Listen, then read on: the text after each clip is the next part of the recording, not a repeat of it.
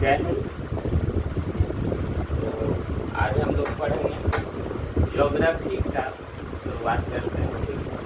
और ज्योग्राफी में हम लोग फिजिकल ज्योग्राफी पढ़ेंगे। कौन सा?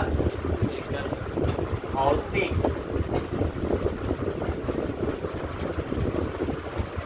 भूगोल।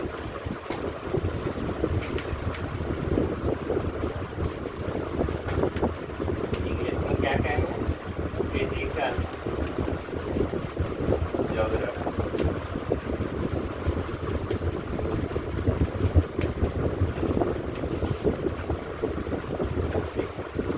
क्या देखेंगे? Physical geography. फिजिकल मतलब समझते हैं क्या? भौतिक। भौतिक मतलब फिजिकल। समझ में आ गया? वो तो एक भाषा है, इंग्लिश में फिजिकल बोलते हैं और हिंदी में भौतिक बोलते हैं, ठीक। देखो, फिजिकल चीज जो होता है वो भगवान से जुड़ा है। किससे जुड़ा है? भगवान से।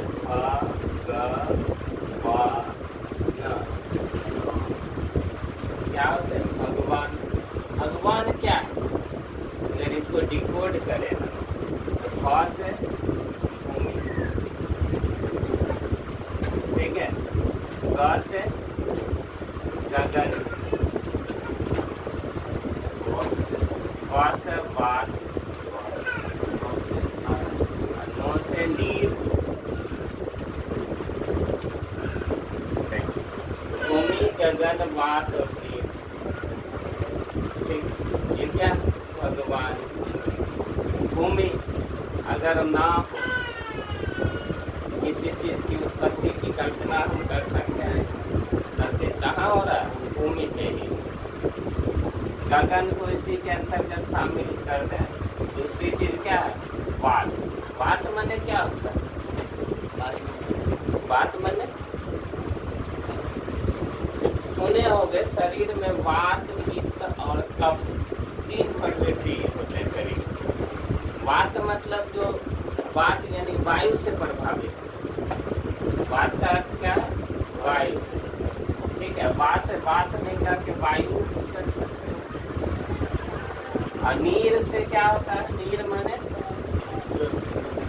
सुने होंगे, तनी नीर पिलाई दो। नीर माने तो मतलब हम इसके अंतर्गत फिजिकल ज्योग्राफी में हम किस चीज को पढ़ेंगे? हवा को पढ़ेंगे, पानी को पढ़ेंगे और मिट्टी को पढ़ेंगे। ये समझ में आ गया? फिजिकल ज्योग्राफी में हम किसको पढ़ेंगे? हवा, पानी और मिट्टी। गगन, गगन जो है इसी में शामिल हो, या अंतरिक्ष चैप्टर इसमें आ जाएगा, स्पेस, ठीक है। तो यहाँ तक कोई दिक्कत नहीं। तो बस अब जो है ध्यान से क्लास को देखना, ठीक है। सबसे पहले हम थोड़ा सा ग्लोब बनाए, वर्ल्ड को दिखाने की कोशिश करें। वर्ल्ड कैसा है?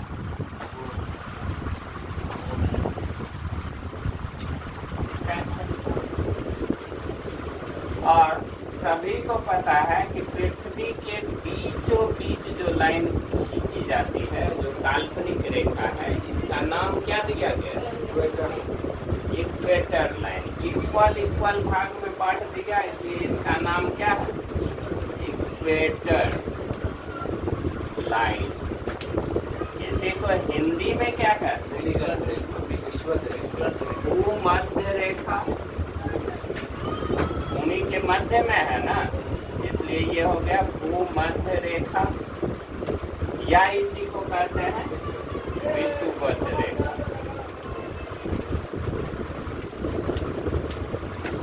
ठीक है। लेकिन इसका हमें इस लाइन की जरूरत अभी है नहीं, इसको अलग टॉपिक ऊपर देखेंगे। कौन सा? 23.5 डिग्री, फिर नीचे आएंगे 23.5 डिग्री, फिर 66.5 डिग्री, 66.5 डिग्री, ये पोल और ये पोल, यही ना है। फिर कर्क रेखा, तटीय हो गया, मकरीय हो गया, सब रेखा पता होगा।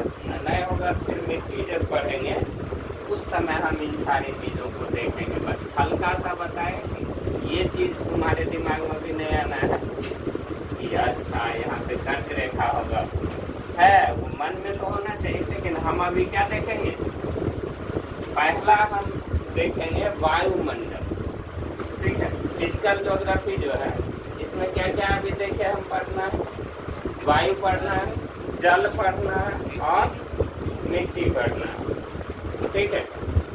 तो जीवन के लिए सबसे ज्यादा जरूरी क्या है बताओ? पानी, हवा, पानी, भोजन, तीनों में अगर बात करें सबसे ज्यादा हवा। ऐसा करो नाक मूंद के देखो, 2 मिनट रुक जाओ, हम समझ जाए कि हाँ पानी सबसे ज्यादा यूज। हवा के बिना, ऑक्सीजन के बिना कितना देर रह पाओ? 1 मिनट। कुछ लोग हैं जो बहुत करेंगे 1.5 मिनट रोक सकते हैं। हो सकता है कि अद्वितीय लोग कोई होगा जो 2 मिनट भी कर ले, लेकिन और 5 मिनट अगर कह दे रहा जाए, हो सकता है? संभव है? नहीं रह सकते। पानी के बिना 5 मिनट क्या 5 घंटा 5 दिन भी रह सकता। भोजन के बिना 5 दिन नहीं, 15 दिन भी, 20 दिन भी रह सकता। नहीं 5 महीना नहीं, 20 दिन से, ठीक है। तो सबसे ज्यादा इम्पोर्टेंट हवा, ठीक। क्या है सबसे ज्यादा? हवा, जिसको पवन भी कहते हैं ना। और पवन क्या है? पवन एक देवता है। एग्जाम में पूछेगा पवन क्या है, देवता है, ऑप्शन तुरंत मारेगा। देखो हवा जो है, हवा है क्या?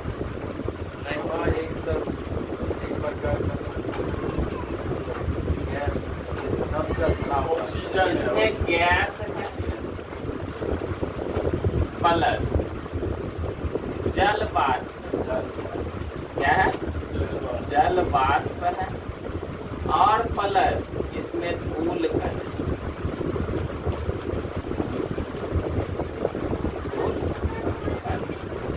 तीनों मिल के बना हवा। हवा में क्या क्या है? गैस है, जल वाष्प है और धूल कण।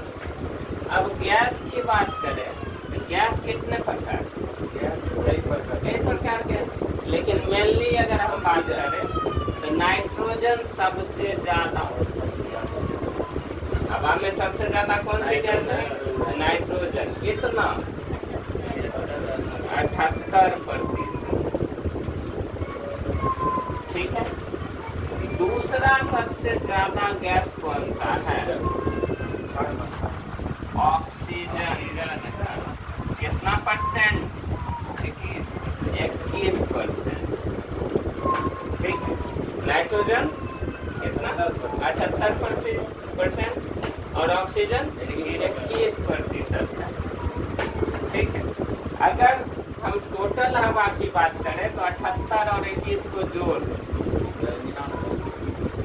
99% हवा में 100 kg अगर हवा है तो 99 kg क्या है? नाइट्रोजन और ऑक्सीजन। बचा 1 kg। 1 kg में बाकी सब। अब बाकी सब में कई बार ये होता है कि नाइट्रोजन ऑक्सीजन नहीं पूछ के कहेगा हवा में तीसरा सबसे अधिक पाए जाने वाला गैस कौन सा? तीसरे जगह पे कौन है? आर्गन। कितना है? 0.93%। अब बताओ, बताए कि 100 kg में 99 kg क्या हो गया? नाइट्रोजन और ऑक्सीजन।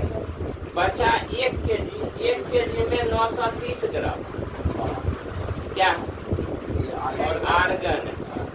सोच लो 930 ग्राम आर्गन है। कितने की बात टोटल है? 100 kg में। अब आर्गन के बाद चौथा सबसे बड़ा गैस कौन सबसे ज्यादा कौन है? कार्बन डाइऑक्साइड CO2 कितना है? 0.03%। कितना है? 0.03%। अब जोड़ लो 93 और 3 96 960 ग्राम हो गया। बचा कितना? 40 ग्राम। 100 केजी में ये चारों मिलके 99 केजी 960 ग्राम। बाकी जो 40 ग्राम बचा कितना में? 100 केजी में 40 ग्राम। 100 केजी एक बोरा है गेहूँ खड़ा हो, उसमें से 40 ग्राम निकालो, कितना हो? थोड़ा सा होगा, जैसे नमक दे रहा है ना। और वो 40 ग्राम में बाकी सब गैस, ठीक है, हीलियम है, हाइड्रोजन है, जितना भी गैस देख रहे हो सब उसी 4 ग्राम में, ठीक है, 0.04 ग्राम। ये तो समझ गए। कई बार ये डायरेक्ट एग्जाम में पूछ लेगा कि नाइट्रोजन कितना परसेंट होता है हवा में? 78%। ऑक्सीजन 21%। आर्गन 0.9 और कार्बन डाइऑक्साइड 0.03%। ये याद रखना है, ठीक। तो पहला हवा यानी क्या? यहाँ पे हवा के मतलब वायुमंडल लिखे या ऊपर ही मिटा के लिख लेते हैं। ये समझ में आ गया ना? मिटा दें।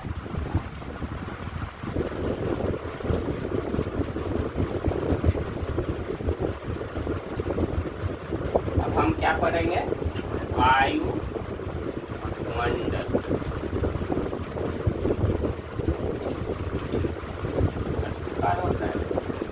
वायुमंडल देखें। वायुमंडल यानी वायु में क्या क्या है? वायुमंडल में जो गैस चल रही है, हवाएं चल रही है, वायु चल रही है। वायुमंडल मतलब क्या? तो नाम में ही पता है क्या है ये? वायु का मंडल, ऐसा आवरण जहाँ पे क्या हो? वायु ही वायु, हवा ही हवा, इसको क्या कहेंगे? वायुमंडल कहेंगे, ठीक है। तो अब फिर से समझने की कोशिश करें। ये है हमारा, मान लो ये है हमारा पेड़, इतना बड़ा बोर्ड है नहीं। ये क्या है हमारा? और पृथ्वी, और पृथ्वी के चारों तरफ क्या? वायु का आवरण है, एक परत है, ठीक है। उसी को क्या कहते हैं? तो पृथ्वी के चारों तरफ इस तरह से क्या है? वायु। और इसी बेल्ट को क्या कहा जाता है? वायुमंडल कहा जाता है, ठीक है। अब वायुमंडल है, अब पृथ्वी से चले नीचे, तो जब यहाँ नीचे से चले तो ऊपर जा रहे हैं, नीचे से चले कहाँ जा रहे हैं? ऊपर जा रहा है। अब कहोगे सर ये तो ऊपर जा रहा है लेकिन ये नीचे आ रहा है। नीचे आ रहा है क्या? ये भी ऊपर, ये तो गोल है। अब गोल फुटबॉल ले लिए, उस पर कीड़ा बैठा है, वहाँ से उड़ गया, ऊपर ही जाएगा जब भी जाएगा। इधर उड़ रहा, आप क्या कहें? और चलेगा। अब एक चीज और जानते हो, इसमें हमेशा क्या है? गति हो रही है। पृथ्वी क्या है? गतिशील है या नहीं? खैर गति वाला बाद में पढ़ेंगे। अभी जानते हैं ये लेयर, ठीक है, पृथ्वी के ऊपर वायु का लेयर वायुमंडल कहलाता है। और वायुमंडल में पृथ्वी के सबसे नजदीक का जो मंडल है ये है क्षोभ मंडल। एक दिन और बताए थे ट्रिक से, क्षोभ मंडल। अब देखो नाम याद रखने के लिए कहेंगे पृथ्वी के सबसे नजदीक 6 से छोटा भी होता है, और छोटा बच्चा हमेशा गार्जियन के पास होता है, ठीक है। तो क्षोभ मंडल छोटा है, इसलिए ये सबसे नजदीक वाला है, ठीक है। अब क्षोभ मंडल की मोटाई क्या है, यानी कितने ऊंचाई तक होता है? 18 किलोमीटर, इसका आप देखो निचले लेवल में तो यही पूछेगा कि औसत ऊंचाई क्या है या कितने किलोमीटर तक फैली है, लेकिन डिटेल में जानोगे कि इसकी मोटाई सब जगह एक समान नहीं। ठीक है, देखो चित्र भी बनाया दिख रहा है, एक समान चारों तरफ है, दिख रहा होगा ये और ये बड़ा है और ये तथा ये छोटा। ठीक, और तुमको पता है पृथ्वी का ये क्या है, नॉर्थ पोल और ये साउथ पोल, उत्तरी ध्रुव और दक्षिणी ध्रुव। तो ध्रुव पे इसकी मोटाई कम है जबकि विषुवत रेखा पर इसकी मोटाई ज्यादा है। ठीक है, कोई दिक्कत है? ध्रुव पर मोटाई कितनी है? तो ध्रुव पे मोटाई है 8 किलो। कितना है? 8 किलो। और इधर 16 किलो। कितना है? 16। अगर एग्जाम में पूछ ले विषुवत रेखा पर क्षोभ मंडल की ऊंचाई कितने किलोमीटर तक होती है? 16 किलोमीटर तक। ठीक है, तो बताओ सबसे कम मोटाई कहाँ? नॉर्थ पोल और साउथ पोल पे, यानी पोल पे। अधिक मोटाई कहाँ? विषुवत रेखा। ठीक है, अब एक क्वेश्चन थोड़ा बताओ क्या क्वेश्चन है, बंद कर पास किया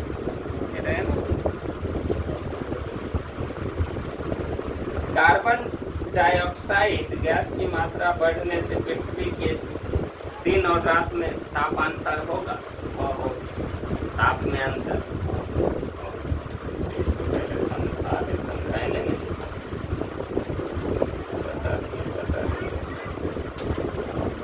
मैंने हम यही ध्यान नहीं रहता कि क्या बताएं टॉपिक ही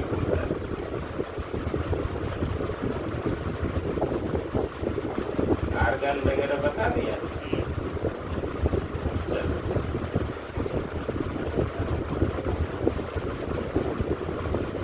चालू करूँ बेटा, चालू। अब देखो क्वेश्चन क्या है कि कार्बन डाइऑक्साइड गैस की मात्रा बढ़ाने से पृथ्वी पर दिन और रात का तापांतर में क्या अंतर होगा? पहले इसे समझ लो, समझाए ही नहीं। एक चीज जानते हो कि पृथ्वी पे नाइट्रोजन कितना है? ऑक्सीजन और कार्बन डाइऑक्साइड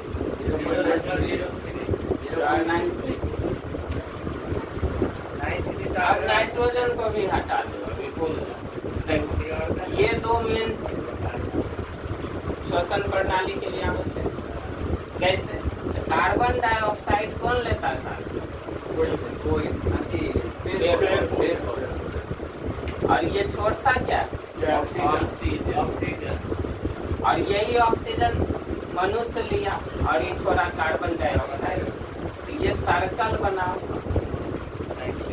ठीक, कार्बन डाइऑक्साइड को लिया और ऑक्सीजन को छोड़ा। हम क्या किए? ऑक्सीजन को लिए और कार्बन डाइऑक्साइड को छोड़ दिए। इस प्रोसेस में क्या हो रहा? संतुलन बना हुआ। ठीक है, प्रकृति ने संतुलन बनाए हुए, लेकिन हम लोग प्रकृति संतुलन को बिगाड़ रहे हैं। कार्बन डाइऑक्साइड की मात्रा धीरे धीरे क्या हो रही है? बढ़ रही। तुमको पता ही है कार्बन डाइऑक्साइड को ऑक्सीजन में कौन बदलेगा? पेड़। और पेड़ की संख्या हो रही, अगर इतना दूर में था तब इतना दूर में हो गया, तो क्षेत्र घट रहा है। मनुष्य क्या कर रहा है? ऑक्सीजन को बदल रहा है कार्बन डाइऑक्साइड। तो मनुष्य इतना था बढ़ गया, हो गया, बढ़ गया। ठीक है, ये बढ़ गया, ऑक्सीजन का यूज करता बढ़ गया और कार्बन डाइऑक्साइड का यूज करता घट गया। ऑटोमेटिक इनबैलेंस होगा। इसके अलावा पेड़ की कटनी जो चल रहा है, कई सारे कारण हैं। तो तुम ये समझो कि ऑक्सीजन की मात्रा जो है वो तो फिक्स है, लेकिन बातें क्या, कार्बन डाइऑक्साइड की मात्रा अब हाल के दिनों में बढ़ रही है। इसका अगर मात्रा हो जाए 0.04%, देख लो कितना कम है कार्बन डाइऑक्साइड, है ना, वायुमंडल 0.03, 1% आधो परसेंट नहीं, है ना।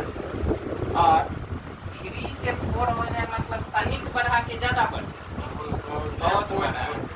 पॉइंट में वो ऑलरेडी है, ये पॉइंट में बढ़ा है, 1 पॉइंट बढ़ गया, 3 होना चाहिए 4 हो गया, मतलब कार्बन डाइऑक्साइड बहुत। और कार्बन डाइऑक्साइड तुमको पता है कि ये क्या होता है, ग्रीन हाउस इफेक्ट इसको कहते हैं,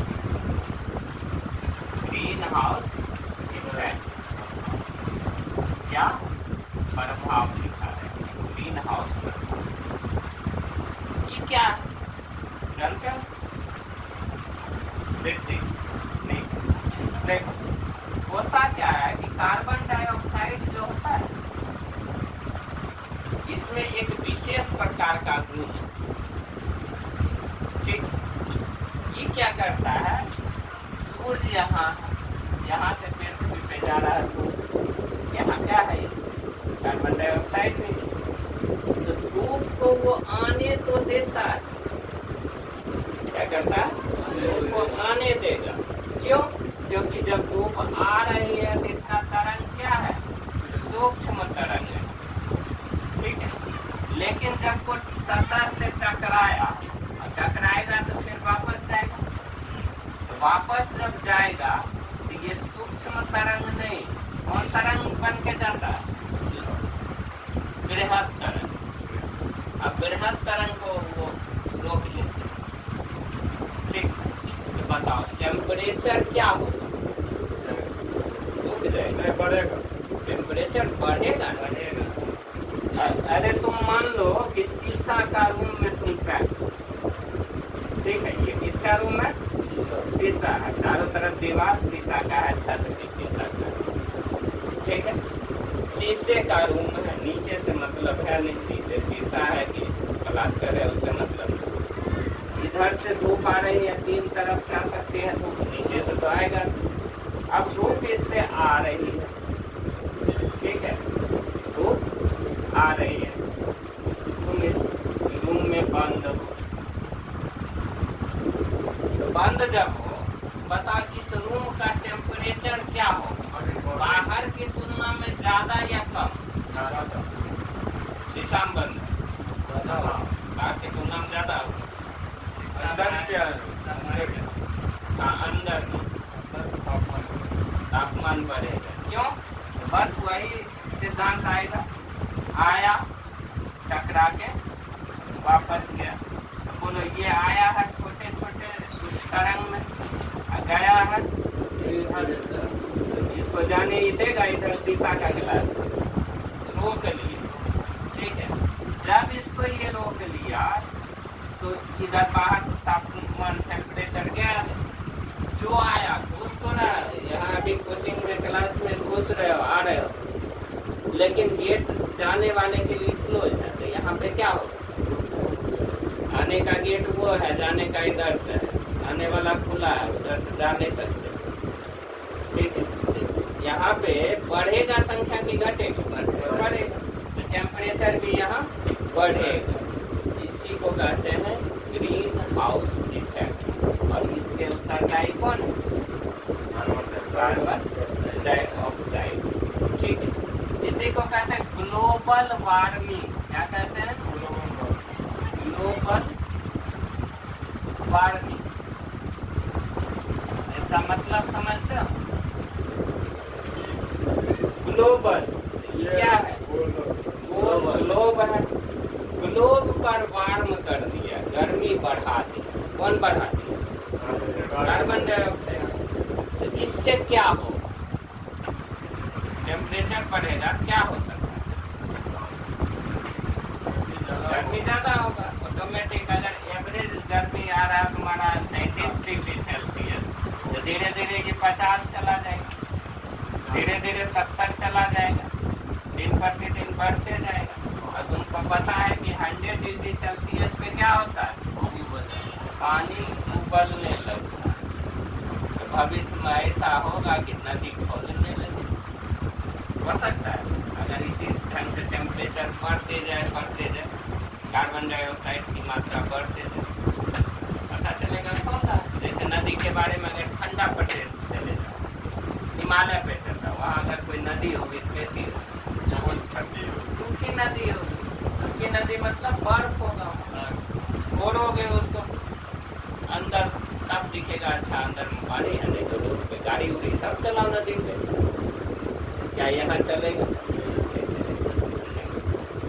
ये चीज समझिए। अब तुम क्वेश्चन बताओ कि कार्बन डाइऑक्साइड गैस की मात्रा बढ़ने से पृथ्वी के दिन और रात का तापांतर क्या होगा? ऑप्शन ए है बढ़ेगा,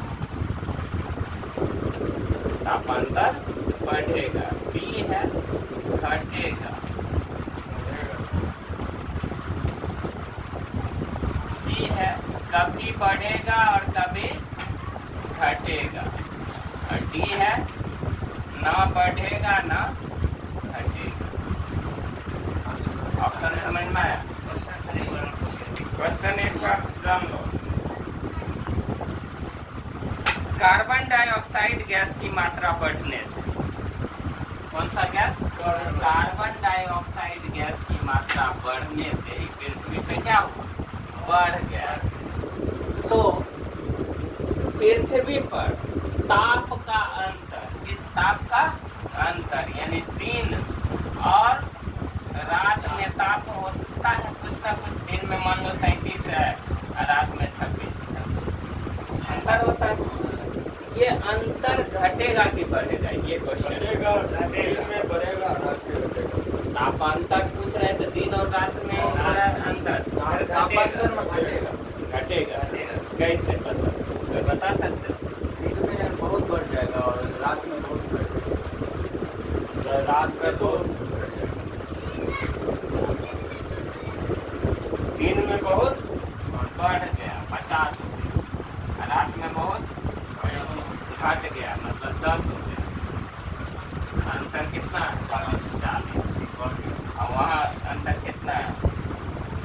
11। घटा कि बढ़ा? बोलता घटेगा, पूछे कैसे थी? बढ़ा दिया, क्या होगा? बढ़ेगा, घटेगा। सोचने वाला ही बात है, सोच के देखो। अरे दिन और रात का अंतर हमको कुछ बोल रहे हैं। तुम्हारा उम्र है 15 साल, इसका 18, दोनों में अंतर क्या हो? 3 साल। वही 15 के बदला तुम्हारा होता 16, इसका 17, तो 1 साल। अंतर क्या होगा? पहले की अपेक्षा घटेगा कि बढ़ेगा? घट जाएगा। घट जाएगा। दिन में अगर 50 है, रात में हो जाएगा 45 या 40। बढ़ा देगा रात। क्यों? दिन में पानी आएगा, क्लियर रहेगा। देखो क्या दिन का टेम्परेचर मान लो है 37, ठीक है, और नॉर्मल टेम्परेचर रात का है 26। अंतर है 11। पहला कंडीशन ये। अब क्या हुआ कि CO2 बढ़ गया, CO2 बढ़ गया तो टेम्परेचर क्या होगा? बढ़ेगा। तो दिन का हो गया मान लो 50, रात का टेम्परेचर घट जाएगा कि रात का भी बढ़ेगा? सब बढ़ जाएगा। तो बढ़ के हो गया मान लो 45, 46। क्या हो? घट गया। 8 क्या हो गया? घट गया, ठीक है। और दूसरी चीज, दिन में तो गर्मी जो है रात वाला ही गर्मी ज्यादा ठंडा हो जाता तो वो ज्यादा गर्म हो जाएगा, ठीक है। रात भर इंतजार में रहो, घटेगा भी। मान लो कि टेम्परेचर बढ़ गया, ठीक है, टेम्परेचर बढ़ गया, कार्बन डाइऑक्साइड बढ़ गया, ठीक है। तो रात में गर्मी के मौसम में कितने बजे सो? 10-11 बजे तभी सो। और गर्मी इतना बढ़ जाएगा तो पता चलेगा कि नींद ही नहीं आ रहा बिना ऐसे, है ना? या फिर मान लो CO2 खत्म हो जाए तब क्या हो? तब क्या है कि पृथ्वी पर इसको रोकने वाला, तापमान को रोकने वाला कोई है नहीं। बढ़ जाएगा यार। पृथ्वी पर धूप आया और टकरा के चला रहा है, तनी मनी रुक रहा है, मतलब दिन में गर्म होगा, रात पूरा जैसे जैसे रात का समय बढ़ेगा, 10 बजे रात ठंडाया है पृथ्वी, 12 बजे और ठंडा, मतलब जब सोने जाएगा बेड पे तो क्या लेके जाएगा? यहाँ पे 4-5 गो रजाई कंबल रखे। 10 बजा ये वो बोर लो, किसका के बोर ले, 12 बजा एक और खींचो, जैसे जैसे सुबह हो रहा 3 बजा फिर एक और लो, 5 बजते बजते पूरा चढ़ उड़ के रहेगा तैयार। 6 बजे का फिर धूप आएगा, अचानक से धूप आने लगेगा, फिर हटाना शुरू। तो ये होगा कब?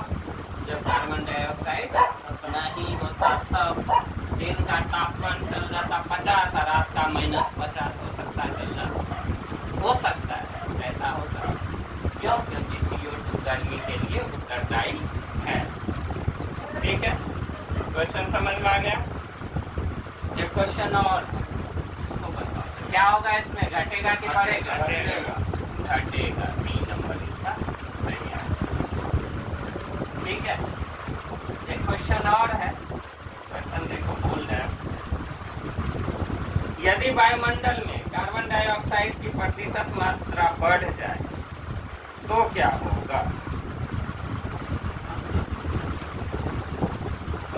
ये नंबर ऑप्शन पहले देख लो।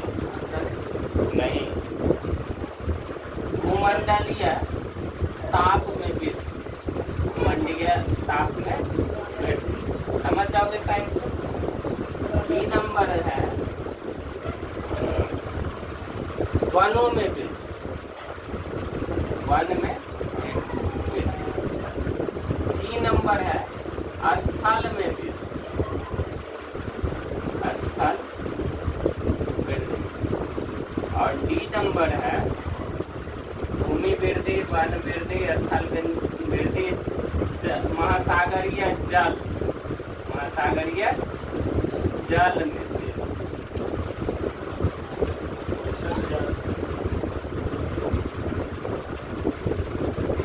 क्वेश्चन अब फिर से सुन लो, यदि वायुमंडल में कार्बन डाइऑक्साइड की मात्रा बढ़ जाए तो क्या होगा?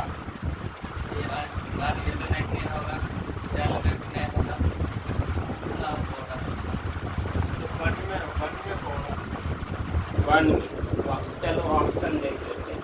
ये नंबर होगा, ये अमित सिर्फ बोल रहा है, वन में नहीं होगा, सी सर होगा इसी, और इसमें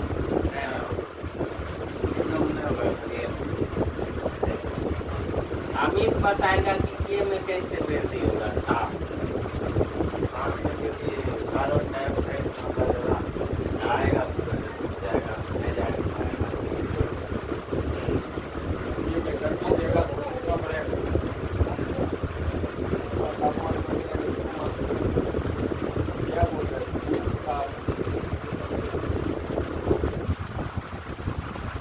अब ये गोलू बोलेगा स्थल कैसे बढ़ जाएगा? तुमको क्या लगता है? वन बढ़ेगा कैसे? कार्बन डाइऑक्साइड की मात्रा बढ़ेगा तो ऑक्सीजन वो कार्बन डाइऑक्साइड खींचेगा, कार्बन डाइऑक्साइड खींचता जाएगा, फिर क्या अंत नहीं होगा। देखो, हम बताए हैं कि जब ताप में वृद्धि होगा तो यहाँ टेम्परेचर क्या होगा? बढ़ेगा। और टेम्परेचर जब बढ़ेगा तो तुमको पता है कि हिमालय जैसे जैसे ढेरों सारा ग्लेशियर वो पिघलेगा, क्या होगा टेम्परेचर पिघलेगा, बर्फ पिघलेगा। अब पिघलेगा तो पानी सब कहाँ जाएगा? तुमको पता है कि 71% क्या है? जल है, पता है ना? और पानी कितना? पानी है 0.0 पीने लायक। पीने लायक वाला 3%। अरे कैसा गधा हो, जल और पानी अलग होता है। 71% जल है तो पानी कितना? पानी भी 71%। पीने वाला पानी। लेकिन इसमें से ये सब क्या पीने वाला है? खारा पानी, सागर का खारा। ज्यादा अधिकांश पानी जो है खारा है, ठीक है। पीने का तो 1% पीने, 0.2। अब 71% जल है और तो पता है हिम जो है सब क्या पानी है। इंडिया में देखते हो कि क्या है, इस टाइप से यहाँ हिमालय है। ये कैसे पहले यहाँ पे क्या था? 33 सागर था। वर्ल्ड जो है ये बीचों बीच है, दो भाग में आपस में आकर्षण हुआ, धीरे धीरे धीरे धीरे जाके टकरा गया। पृथ्वी देखे होंगे भारत का इस टाइप से नक्शा, ठीक। ये हिस्सा जो है गोंडवाना लैंड का, ठीक। ये आके टकराया तो क्या हुआ? इसी से यहाँ पे पहाड़ी बना, इसी से यहाँ पे हिमालय सागर था, 33 स्थान पर पूरा पानी उठ गया ऊपर, वही जम के क्या हुआ? बर्फ बना। उसमें कितना बर्फ हुआ है, कितना पानी उसमें होगा, अंदाजा लगा सकते। तो पानी पिघल के जब जाएगा तो बोलो जल मार्ग में वृद्धि होगा, जल में वृद्धि होगा कि कमी? जल बढ़ जाएगा, ठीक है। ये समझ गए? अब आगे समझ।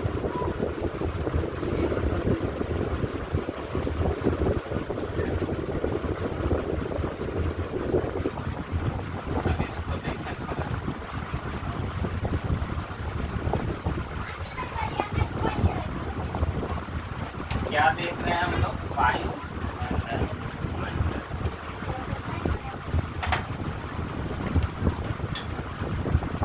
तो ये चीज समझ गए। ध्रुव के पास जो क्षोभ मंडल है उसकी ऊंचाई कितनी है? 8 किलोमीटर। और विषुवत रेखा पर 16।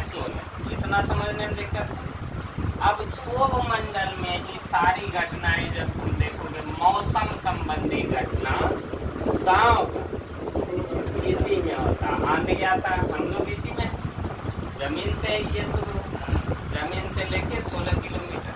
अगर एवरेज ऊंचाई पूछेगा तो एवरेज में जाएंगे तो चूंकि ये 16 ज्यादा और कम तो ज्यादा दूर तक ज्यादा हिस्सा लेके जा रहा है, ये भी ज्यादा दूर तक ज्यादा है, इतने दूर कम।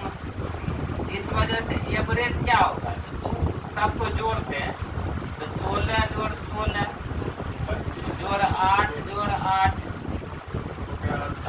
कितना होगा? 48। इसमें क्या को जोड़े? 1 2 3 4, 48/4 काटेंगे तो 12 होता है। एवरेज ऐसा ही निकल, एवरेज 12 आता है, लेकिन इसका चूंकि फैलाव इधर से यहाँ तक ज़्यादा है तो थोड़ा थोड़ा सा इसमें इफेक्ट डाल रहा है। एवरेज जो है जब यहाँ का लेंगे सब लेके जोड़ेंगे तब ना आएगा एक्यूरेट। तो ये 12 नहीं 13 है, ठीक है। तो एवरेज हाइट क्या हो जाएगा? 13, ठीक।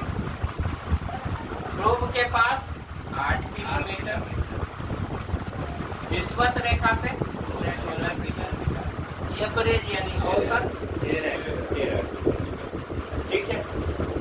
अब इसमें जाने की जितना भी मौसम संबंधी घटना होगा कहाँ होगा? क्षोभ मंडल में। बोलो पतंग कहाँ उड़े? पतंग हम पृथ्वी से उड़ा रहे हैं, क्षोभ मंडल में उड़ेगा। कितनों रील दे रहे हैं तो क्या हम दूसरे मंडल तक भेज पाए? 16 किलोमीटर लंबा धागा तुम दोगे दोगे तो पता चलेगा, जाएगा ही नहीं, कहीं ना कहीं गिर गया, बस हो गया, भारी हो गया, डाउन हो गया, कुछ भी हो सकता है। तो पतंग यही बोलो, हेलीकॉप्टर कहाँ उड़ता है? हेलीकॉप्टर हेलीकॉप्टर सर छोड़िए मंडल सौर मंडल है क्या हेलीकॉप्टर? अच्छा से लगा। नीतीश कुमार जी हमारे सीएम है, मोदी जी या कोई भी जाते हैं तो देखो हेलीकॉप्टर दिखता है, हेलीकॉप्टर हाइट ज्यादा है, 16 किलोमीटर से ऊपर है नहीं है, 1 किलोमीटर लगता है ना। तो फिर हेलीकॉप्टर किसमें देखो, कंफ्यूज मत करना।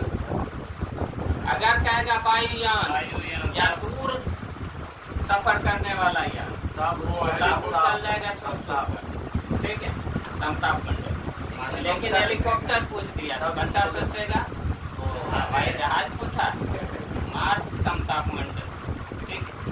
तो समताप में नहीं, ये सौर मंडल। बोलो बादल, बादल मौसम से संबंधित है, गरज, बिजली, चक्रवात, आंधी, ओला, बोला सर ये है ओला ओला उबेर नहीं जाओ, ओला गिरता नहीं ठंडी, वो कितना सब सौर मंडल का। मौसम संबंधी जो भी आ सकता है सौर मंडल में, ठीक है। अब इसमें एक और विशेषता है कि सौर मंडल में जैसे जैसे तुम ऊपर की ओर आओगे, कहाँ की ओर? ऊपर की ओर, इसका टेम्परेचर क्या होगा? टेम्परेचर घटेगा कि बढ़ेगा? ये सब मिटा देना, या सिर्फ समझना है, मिल जाएगा, ठीक है। अब तुम जान रहे हो कि यहाँ पे है सूरज, ठीक है, यहाँ से सूरज की रोशनी बन रही है, ठीक। अब हम यहाँ से उड़ाए जहाज इधर की ओर जा रहे हैं, यहाँ सूरज, यहाँ जितना टेम्परेचर है, यहाँ क्या टेम्परेचर घटेगा कि बढ़ेगा? देख के बताओ, बढ़ेगा, घटेगा। यहाँ पे घूरा जला दिया तुम, यहाँ फिर यहाँ आके तापने लगा, बोलो ताव ज्यादा लगेगा कि ज्यादा लगेगा तो कैसे घटेगा?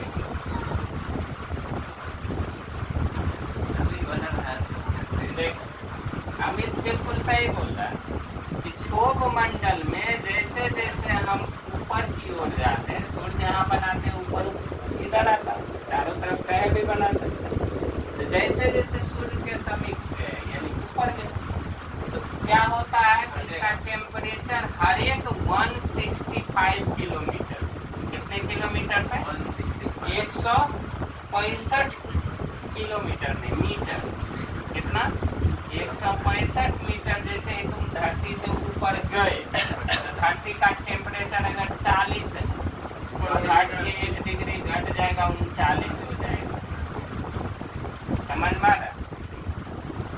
तो 65 मीटर में कितना? 1 डिग्री सेल्सियस, 165 मीटर में 1 डिग्री सेल्सियस टेम्परेचर घटता है। किस कारण से? तो वायुमंडल के कारण, ठीक है। वायुमंडल के कारण जैसे हम पृथ्वी से 165 मीटर ऊपर गए, टेम्परेचर 1 डिग्री सेल्सियस घट गया। अब है ये, मान लो एवरेस्ट है, ठीक है, कौन चोटी है? एवरेस्ट। नीचे का टेम्परेचर मान लो है 10 डिग्री सेल्सियस या 40 कर लो, 10 है 40 डिग्री। इस हिसाब से 165 मीटर में कितना डिग्री बढ़ा? 1 डिग्री। तो 1 किलोमीटर में कितना बढ़ जाएगा बताओ? लगभग 6.5 डिग्री लगभग आएगा, ठीक। अब 6.5 भी हटाओ, मोटा मोटी 6 डिग्री ही मान के चलते, ठीक। अब बताओ हिमालय में एवरेस्ट की चोटी की ऊंचाई क्या है? 8,848 था, जो 48 से अब डाटा कितना हो गया? 50। ठीक, तो लगभग 9 किलोमीटर होता है। 9 छक 54। 1 किलोमीटर में लगभग 6 डिग्री पर हो रहा है ना। 8 किलोमीटर में 8 डिग्री, 850 मीटर है तो 165 से कितना डिग्री बढ़ जाएगा? 5 लगभग 0.5 डिग्री। 8 दशमलव साढ़े दशमलव में कहाँ?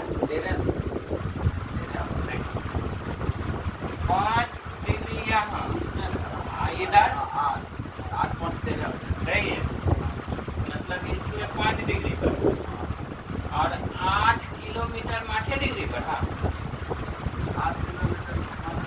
1000 किलोमीटर में 6.5 कितना है? 8,850 मीटर। इसको हम 8,000 को अलग लिख सकते हैं, अब प्लस 850 मीटर।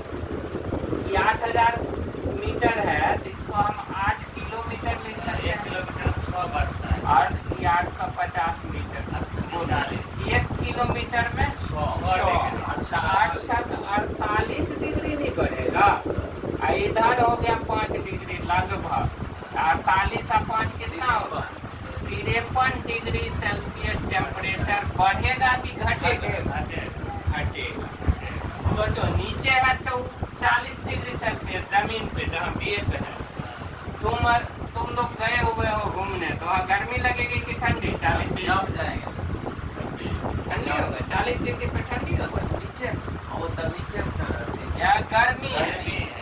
ठीक है। अब वहाँ की बात करें, चोटी पे जब पहुँचे 53 में 40 घटा 13 डिग्री माइनस में यहाँ टेम्परेचर है -13 डिग्री। आप कहोगे सर इतना गर्मी में बर्फ कैसे जमल रहता है? कैसे बर्फ जमल है समझ में आ गया? माइनस में चल रहा है। ये 40 है जबकि नीचे अगर 50 डिग्री मान लो, 50 मतलब क्या? लोग कितना घोलटना शुरू हो जाएगा। 50 मतलब क्या? बहुत लोग घोलटने लगेगा। फील्स लाइक 50 हो जाए, देखो क्या हालत है। 50 है मतलब हालत बिल्कुल खराब है और वहाँ का टेम्परेचर अभी भी -3 डिग्री, यानी वहाँ अभी भी बर्फ जमने से भी ज़्यादा ठंडा। मतलब साल भर में कोई सीजन ऐसा तुमको दिख रहा है जिस समय हिमालय एवरेस्ट की चोटी पे बर्फ ना जमे, पानी पानी हो जाए? जब यहाँ 100 डिग्री चल जाए तब कहेंगे कि वहाँ पे पानी पानी होगा। जब यहाँ 100 होगा तो समझ ही सकते हो कि जब पूरा जलमग्न हो जाएगा, उबलने लगेगा। एक तरफ पानी में डूब के मरेगा, एक तरफ गर्मी से उबल के मर जाएगा। 100 डिग्री में जानते हो उबल जाता है। 50% अब समझ लो ये कंडीशन है और सौमंडल तो समझ चुके। अब आगे बढ़ते हैं, इसको समझने में दिक्कत नहीं। तो टेम्परेचर कितना दूर पे? 1 डिग्री बढ़ता है 165 मीटर ऊंचाई पे जाने, बढ़ता नहीं घटता है।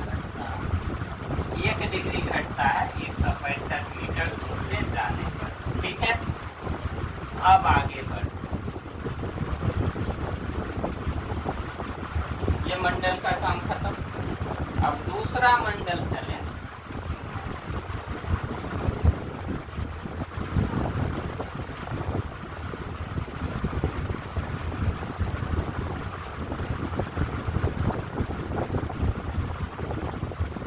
दूसरा मंडल क्या है? समताप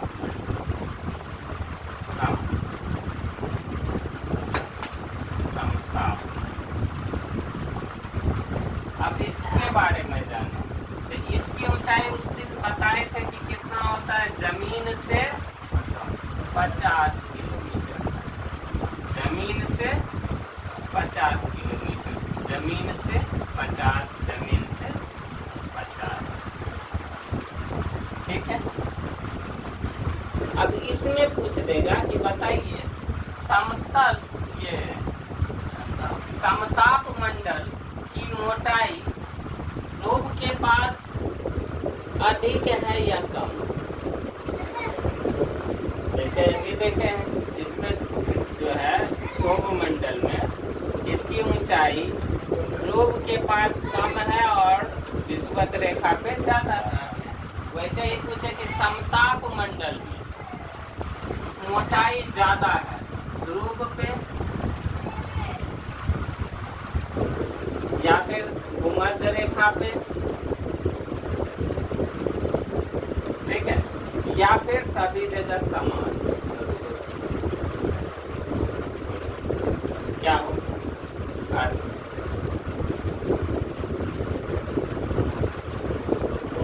समान हो सब 50-50 किलोमीटर तक चारों तरफ। तो क्या है इसकी मोटाई? समान। कितना होशियार। अब देखो यहाँ से यहाँ ये कितना है? 8 है। यहाँ कितना? 50। ये कितना होगा? हो जाएगा 42। यहाँ मोटाई 42 होगी। अब ये बताओ ये कितना है? 16। यहाँ तक 50। यहाँ से यहाँ कितना? 34 हो गया। बताओ समान है? जमीन से ऊंचाई थोड़े पूछे, मोटाई हम पूछ रहे थे। जमीन से मोटाई, इसका मोटाई तो यही है। तो मतलब ध्रुव के पास इसकी मोटाई क्या होगा? ज्यादा, और विषुवत रेखा पर इसकी मोटाई कम हो। समझ में आ रहा है? सब जगह समान नहीं होता है। देखने में लग रहा है कि 50-50 है, लेकिन मोटाई ध्रुव के पास इसका बढ़ जाएगा। क्यों? क्योंकि अंदर वाला ध्रुव के पास कम था, ये ज्यादा होगा तब ना 50 पूरेगा। समझ में आया? अब इसकी और कुछ विशेषताएं बताओ समताप मंडल में।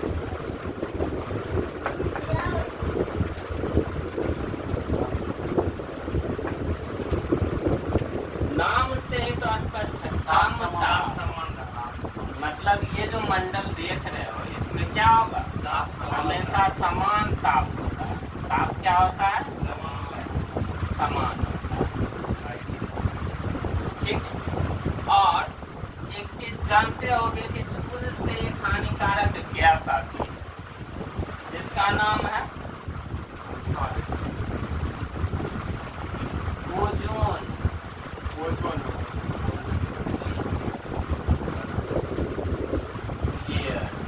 यानी परत, इसमें ही होता है। जैसे डार्क कलर चौक रहता है, अच्छा होता है, इसी में पाया जाता है। ठीक है, कितने से कितने किलोमीटर के बीच? ये कौन सा लेयर है? Ozone layer. ठीक। अब ये कहाँ तक है? 50 किलोमीटर। तो 20 से 35 इसकी दूरी यहाँ से क्या होगा? कहीं 20 किलोमीटर हो सकता है, कहीं 35 किलोमीटर हो सकता है। यानी ओजोन लेयर जो है पृथ्वी के सतह से कितना? 20 से 35 किलोमीटर के रेंज में होता है। ठीक है, समझ में आ गया?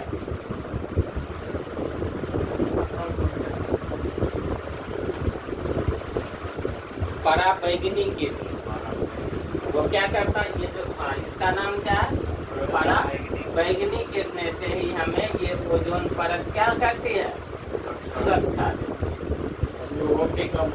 वो अगर आएगा डायरेक्ट तो मनुष्य में त्वचा कैंसर जैसी बीमारी फैलेगा और आदमी का अस्तित्व खत्म हो सकता है। ठीक है,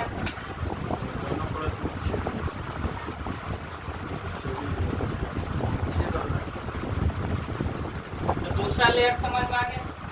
अब चलते हैं आगे, तीसरा लेयर।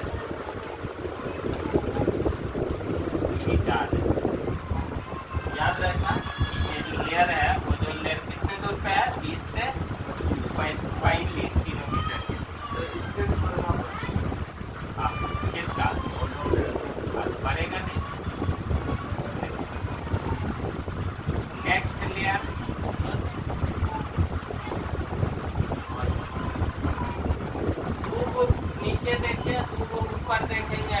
वाला ये इसको क्या कहते हैं, बीच में है तो इसको कहेंगे मध्य मंडल। ठीक। अब देखो इसमें क्या देखें कि ऊपर जा रहा है तो टेम्परेचर इसका घट रहा है कि बढ़ रहा है, घट रहा है। इसमें समताप में बढ़ रहा है कि घट रहा है, समान समान है। अभी बताए नाम में ही समताप है, मतलब यहाँ रहो कि यहाँ रहो, दोनों जगह का टेम्परेचर बराबर है। और इधर जो है ऊपर उठ रहा है तो टेम्परेचर घट रहा है, यहाँ घटना बंद हो गया। ठीक है। और ये न्यूनतम होता है, इस मंडल में ही टेम्परेचर क्या होता है, न्यूनतम होता है। सबसे कम तापमान कौन मंडल, मध्य मंडल। घटते घटते घट गया, बीच में रुक गया। और जब इसके बाद जाएगा तो अब टेम्परेचर क्योंकि सूर्य के पास आ रहे हो तो अब इसमें वायुमंडल का प्रभाव तो खत्म है, हवा हुआ है भी तो हल्का हल्का गैस है। इस वजह से ये क्या होगा, टेम्परेचर जैसे आगे बढ़ोगे जैसे जैसे बढ़ते जा रहे हो टेम्परेचर बढ़ते जा रहे हो। ये चीज समझ में आ गया। पहला में ऊंचाई पे जाने पे बढ़ेगा, समताप में रुक जाता है, न बढ़ता है न घटता है। और यहाँ पे मध्य मंडल में न्यूनतम होता है, न्यूनतम माने कम से। ठीक है, तो मध्य मंडल जान गए। तो जैसे जैसे इसमें जाएंगे न्यूनतम हो रहा है, मतलब क्या, यहाँ पे आके सबसे कम हो घट रहा है।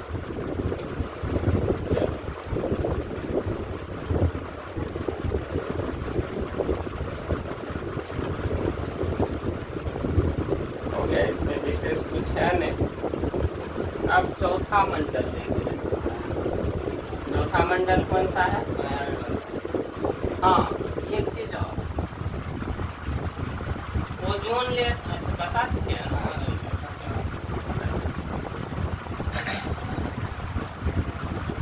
इधर कट रहा है, बात नहीं है, इतने अवस्था समझ में आ गया। इसको बोल इधर भी कर। ये कौन कौन हो गया, पहला कौन सा, सोम मंडल, ये समताप मंडल, ये मध्य मंडल। अब होगा आयन मंडल। अब ये आयन मंडल किस लिए विशेष है, उल्का पिंड इसी में गिरता है। और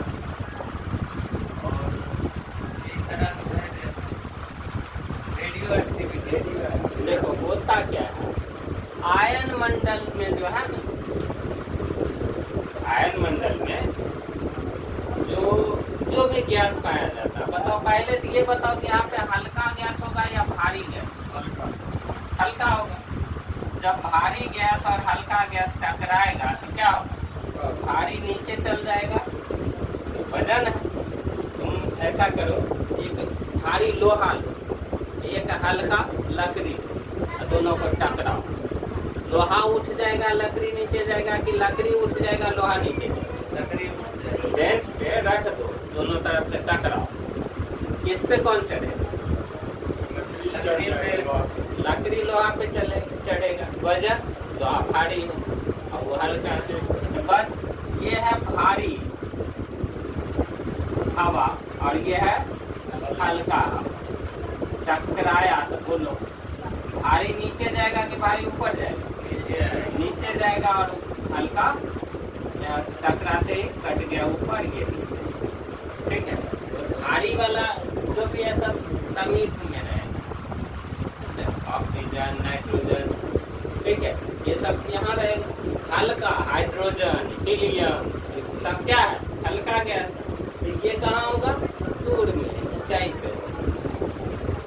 और इसका नाम आयन मंडल क्यों रखा गया, क्योंकि इसमें जो गैस पाया जाता है आयनीकृत होता है।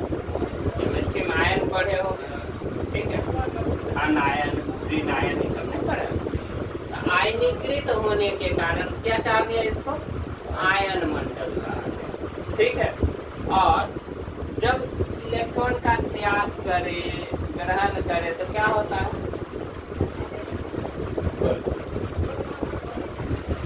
एक प्रकार का ज्योति जले और ध्रुव पर से, पृथ्वी के ध्रुव पर से वो दिखाई देता। इसलिए ध्रुवीय ज्योति की घटना भी कहाँ होती है? आयन मंडल। कौन सी घटना? ध्रुवीय ज्योति की घटना आयन मंडल में होता है। इसके अलावा बताए थे रेडियो तरंग को परिवर्तित कौन करता है? पिछले दिन भी बताए थे आयन मंडल रेडियो तरंग को भी परावर्तित करके जमीन पर भेजता है, जिससे हम रेडियो, टीवी, मोबाइल सब चला पाते हैं, देख पाते हैं। ठीक है, इसको समझ गए। अब आगे चले, लास्ट मंडल हम लोग देखेंगे कौन सा होगा? वायुमंडल। ये जो है ये कौन सा मंडल है? वायु। लास्ट ही है ना, इसमें ऊपर लिखने की जरूरत नहीं। क्यों? क्योंकि इसके कोई सीमा है लास्ट नहीं, तो ये अनंत तक है, इसलिए इसमें लास्ट में नहीं खींचते। ये है वायुमंडल। और जितने भी उपग्रह होते हैं ना, वायुमंडल में ही स्थापित किया जाता है। ठीक है, इतना समझ में आ गया। उपग्रह कहाँ होते हैं? वायुमंडल में। ठीक है, अब थोड़ा सा सबका हाइट छूट गया था, जान लो। पहला हाइट क्या है? बोलो। पहला 8 से 16। 8 से 16 समझा चुके हैं ये वाला। दूसरा 50 बता चुके हैं। तीसरा कितना होता है? 80 किलोमीटर का। ठीक है, उसके बाद वाला 240 किलोमीटर तक। और ये 240 से ऊपर कहाँ तक है? लास्ट तक, जहाँ तक चले, है ना? ये है तुम्हारा क्या चीज? वायुमंडल। ठीक है, अब वायुमंडल देखे हैं तो थोड़ा सा और जान ले हम। हवाएं चलती क्यों? इसको मिटा ले, बाकी मैप और ये चित्र और लिखा हुआ सब इसमें क्या है उनको मिल जाएगा।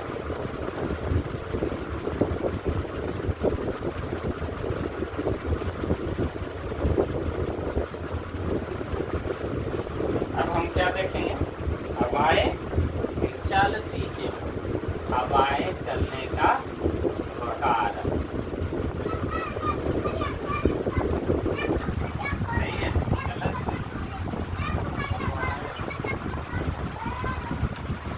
सोच, इसके दो कारण।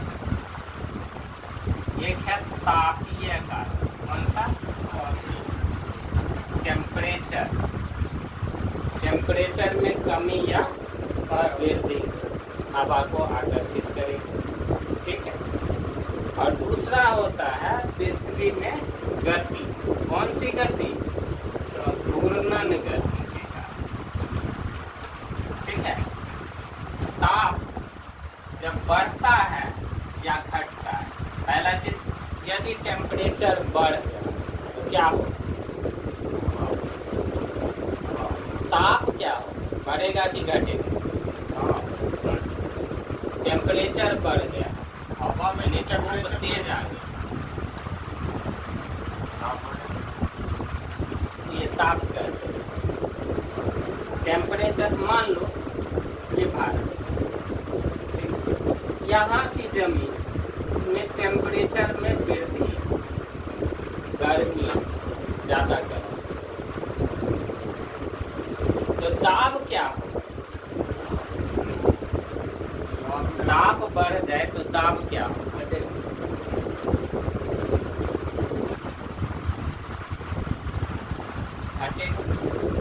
दाब बढ़ने पे दाब क्या होता है? घटता है। ये जान रहे? अरे दो लड़का, ताप माने क्या? टेम्परेचर। टेम्परेचर हाई हो गया, गुस्सा में आ गए, दोनों लगा फेटाफेटी करने ना, टेम्परेचर हाई हो गया। जब फेटाफेटी करने लगा तो वहाँ लोग जो धीर भार था, डेंसिटी जो था, घनत्व जो था, हट साइड हो गया था। ठीक है, तो ताप बढ़ा, तो ताप क्या हो गया, घट गया। और ताप घटेगा, टेम्परेचर कम, मतलब उसाते उसाते कम, धूप तुम्हारे चारों तरफ गिरगार करेगा। क्यों? डर नहीं डरेगा, वो थोड़े मारते हैं, उसाते थोड़े। तो ताप घटेगा तो दाब बढ़ेगा, दाब घटेगा तो ताप बढ़ेगा। ये चीज समझ में आ गई। अब तापीय कारण जो है, इसी को ताप जनित कारण कहते हैं। ठीक है, यानी टेम्परेचर के कारण यदि क्या हो रहा है, टेम्परेचर के कारण यदि हवाओं की स्थिति बदलते हैं, तो ये कौन कारण हुआ, तापीय कारण। अगर घूर्णन के कारण, जानते हो कि पृथ्वी, अब यहाँ पे चक्र है, ठीक है, या तुम थाली को नचा रहे हो, सीख गए हो उंगली पे नचा रहे हो, थाली यहाँ नाच रहा, उस पे ऊपर से कुछ आटा गिरा, ठीक है, या मोटर सेट करके नचा, क्या होगा, आटा उड़ेगा दूर तक कि नहीं, या पानी डालोगे या गेहूं गिरा दो, चावल वहाँ रुकल रहेगा कि पूरा जाएगा, फेंका जाएगा, जैसे घूम रहा उसी ढंग से वो भी घूम के फेंकाएगा। ठीक है, फेंकाएगा। तो ये कौन कारण हुआ,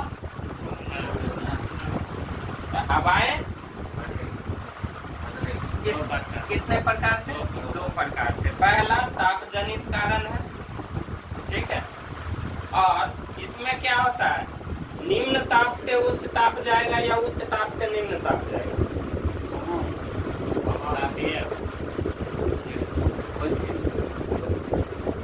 हवा ताप निम्न से उच्च के तरफ जाएगा कि उच्च से निम्न के तरफ आएगा।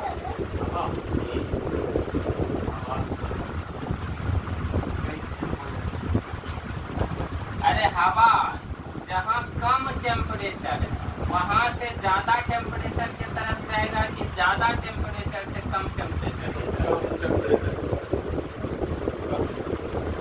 क्या करते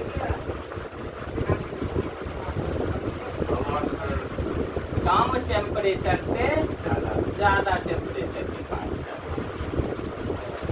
ठीक है, हवाएं कम टेम्परेचर से किधर जाती है, ज्यादा टेम्परेचर। आदमी लड़ गया, अभी वही एग्जाम्पल लेते हैं, तो क्या होगा, टेम्परेचर उसका हाई है, दाब घट गया, लेकिन दूर में जिसका टेम्परेचर डाउन है, बैठ के चाय पी रहा है, वो दौड़ के आएगा, देखते चल चल चल देखे क्या हो गया। अब वो जिधर जिधर लड़ते लड़ते जाएगा, उसके पीछे पीछे फिरवा जाएगा, नहीं जाएगा।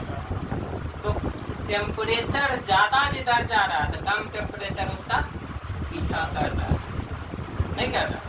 तो हवाएं कम टेम्परेचर से कहाँ जाती है, ज्यादा टेम्परेचर के पास जाती है। ये गलत ना, सिंबल से बताएं, उतना कौन लिख देगा, कम टेम्परेचर से ज्यादा टेम्परेचर। अब जून के महीने में हम लोग के यहाँ मानसून आती है, क्या तो छोड़ो, गलत चैप्टर है।